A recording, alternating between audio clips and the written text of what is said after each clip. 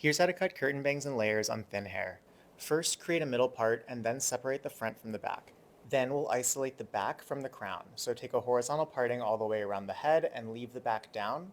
And now you're going to set your length. So cut at low elevation, standing in front of your section to make sure you get an even line all the way across. Now create layers by elevating the sections high and cutting a vertical line.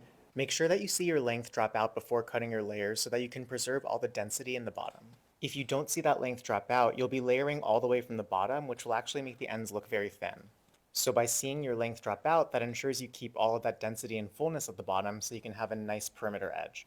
So now that you set your length and you cut your layers, you're going to move on to the front. Start by creating your shortest guide to the center front.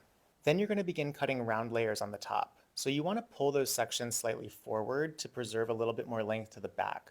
But you're going to be cutting a short to long line, your shortest layer being in the front and your longest layer being towards the back. After cutting your first section in the center top, you're just going to pull all the rest of the subsections to the guide and connect. Once all the layers are cut, comb the hair back down into natural fall and then just blend the length into the back. This is such an easy way to create that shaggy layered look where it's very layered on top and then gets longer towards the bottom. Then you're going to finish layering the crown, so just use a small guide from the top of the head and then cut a line that gets longer towards center back. You can air dry this hair and not do any styling, or add a smoothing blow dry lotion and use medium heat to get a polished finish. I like to round brush the ends of the bangs to the sides, and then I'll start to flip the ends away from the face to get that shaggy look. You can also add a little bit of serum and texture spray to really get those ends to pop out. So I hope you enjoyed and let me know what you want to see next. Thanks.